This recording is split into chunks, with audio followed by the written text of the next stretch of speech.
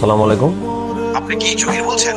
জি, আমার নাম জহির। ঠিক আছে জহির মোল্লা, কালকে সকাল 11টা 5 মিনিটে আপনার ইন্টারভিউ এসএস গ্রুপের অফিসে। সত্যি?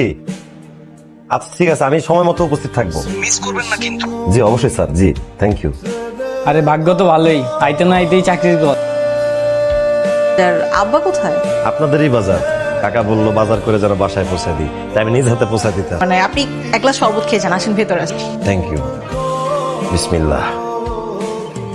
এনেন ধরেন, এটা আজকে থেকে আপনার। আমার? হ্যাঁ আপনার, কারণ আপনি বলেছিলেন না আপনার একটা শার্ট আর একটা প্যান্ট আছে, আজকে থেকে আপনার দুটো শার্ট আর দুটো প্যান্ট আছে।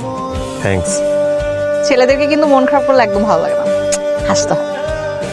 জহিরের মেসের ওই সিটের 700 টাকা ভাড়াটা না নিলে হয় না বাবা? এই ছেলেটা এত স্ট্রাগল করছে। আচ্ছা ঠিক আছে, আমি ম্যানেজারকে বলে দিই। কোথায় যাচ্ছ? আজকে পড়বা না? না স্যার, আজকে আমার বন্ধু রোহানের বার্থডে, সে আমাদেরকে দাওয়াত দিয়েছে। সমস্যা নাই, কালকে কি পড়বে? হ্যাঁ, কালকে একটু তাড়াতাড়ি চলে আসেন। না ভাই, ক্ষুধার জ্বালায় ভাই আমার মাথা মতো আওলায় যেতেছে। মিয়া টাকা পয়সা কবরে লয়ে যাবেন? হ্যাঁ, খান নাই আপনি কিছু? নাই টাকা ভাই, কবরে যাবো কি? মানে না খেয়ে থেকে থেকে কি তুমি মরে যেতে চাও? ইতিহাসের পাতায় স্বর্ণাক্ষরে লেখা থাকবে তোমার নাম, যে জহির নামের একটা ছেলে মা বোনের জন্য তার নিজের জীবন দিয়ে দিচ্ছে না খেয়ে। তুমি কি এগুলি মনে করো? এবারে চাকরিটাও হলো না, খালি ইন্টারভিউ দিচ্ছি, চাকরি তো হচ্ছে না। মায়ের অসুখ, বোনের লেখাপড়া, এদিকে আনিকার বিয়ের প্রেশার, কি করব আমি? আচ্ছা আমি এত দুর্ভাগা কেন? কেন?